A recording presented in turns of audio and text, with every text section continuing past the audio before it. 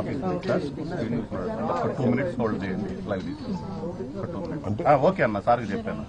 అలాగే అంటే మీరు 11:05 తీసుకున్నారా? 11:03 అయింది సార్. 11:05 మాట్లాడదాం అబ్బాయి. అదే సార్, అంతే సార్.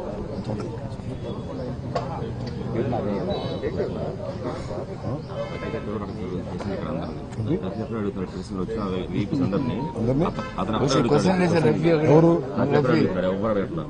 ఎందుకు వచ్చింది గొడవ అని ఇప్పుడు వచ్చింది సార్.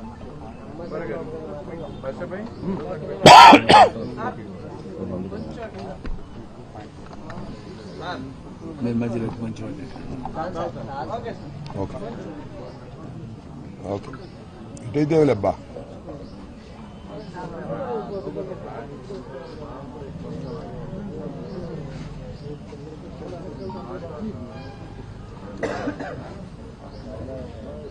ఇవాళ 20వ తారీఖు 20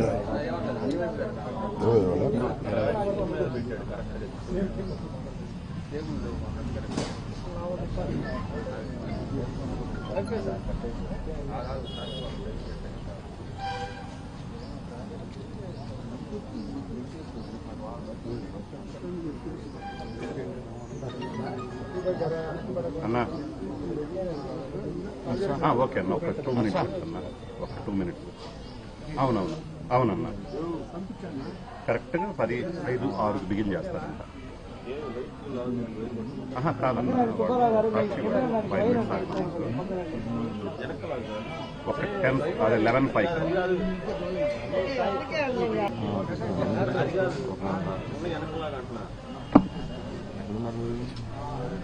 ప్రతి ఫోటోలో కనపడ్డారండి మీరు అక్కడ జైల్లో సాక్షులు ఆంధ్రజ్యోతులు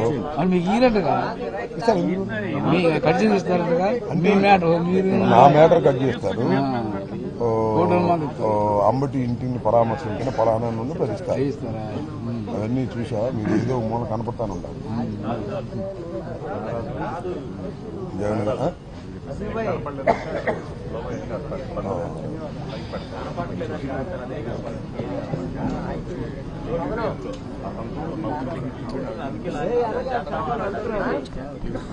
ఓకే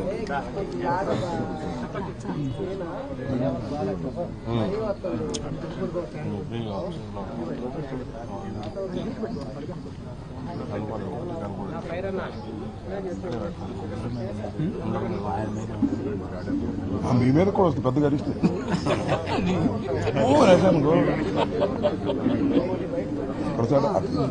అంతే.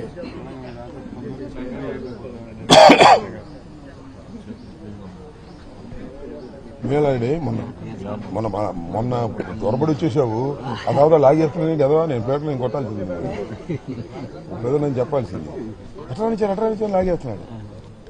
రాయి డ్రెస్ వేసుకుని రాయి డ్రెస్ ఉంటాడు.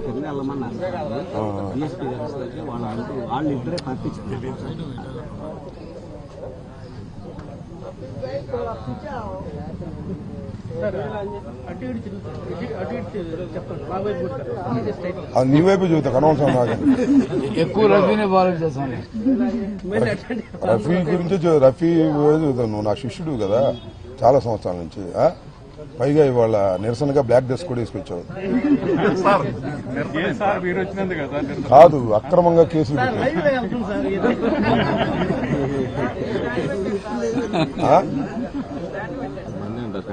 ఏది ఎవరో ఒక స్టాండ్, అందరూ మన స్టాండ్ తీసుకోవాల్సిందే.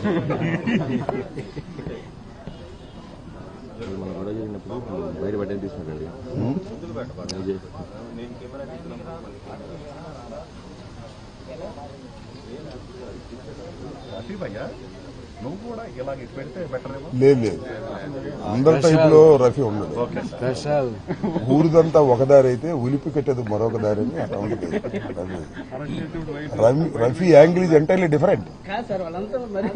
అంతే, అందరి యాంగిల్లో ఆలోచిస్తే అట్టగా నువ్వు you have a separate angle. Ramarao Rafi నాకు చాలా కాలం నుంచి తెలుసు. నా దగ్గర పనిచేశాడు నా జీసీబీలో.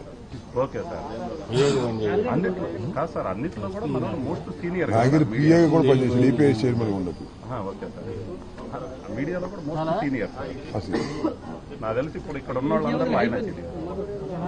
మన ఆంధ్రజ్యోతి రామారావు ఒకడు, ఈయన ఒకడు, చలపతిరావు ఒకడు, అవును సార్. ఇండియన్ ఎక్స్ప్రెస్ ఆయన చనిపోయాడు, ఆయన పేరు చనిపోయాడు రమణ్ రావు గారు.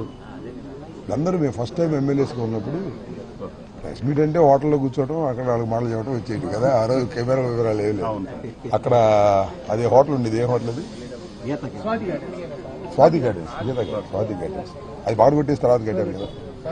అమరు ఓకే 11 అయిందా? 11:05 అయిందా? Okay right. అందరు రెడీనా?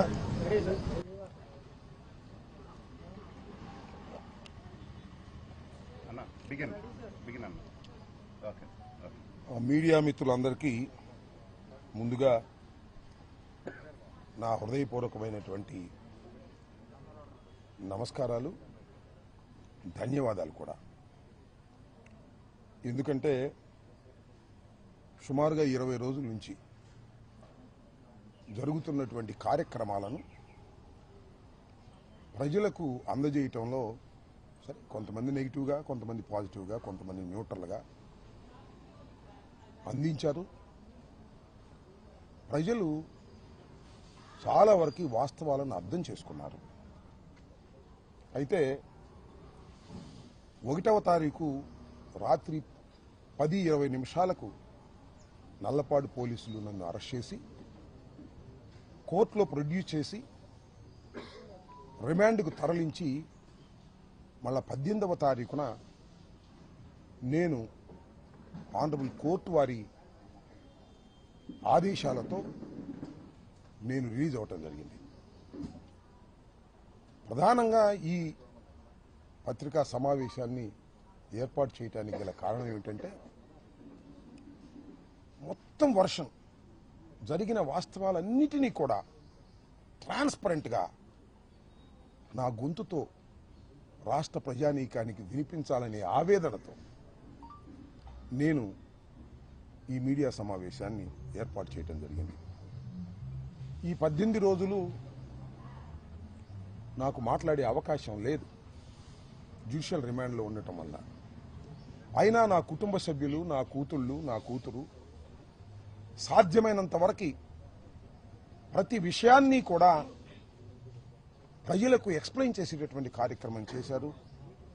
అయినా ఇంకా కొన్ని విషయాలను ప్రజలకు అర్థమయ్యే విధంగా, మరి ముఖ్యంగా ఈ రాష్ట్రంలో న్యూట్రల్గా ఆలోచించేటటువంటి వ్యక్తులకు, మేధావులకు, ఏ రాజకీయ పార్టీలో ఉన్నా వారందరికీ కూడా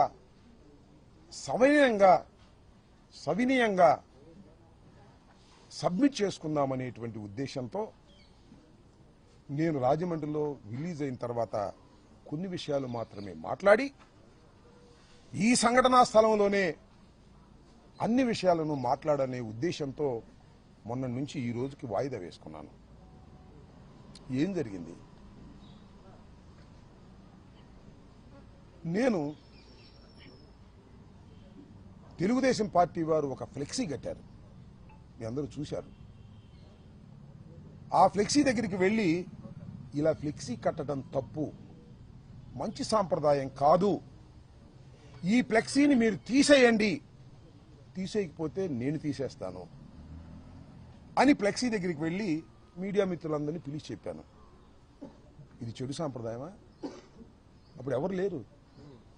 నేను చించేస్తే అడిగేవాడు లేడు.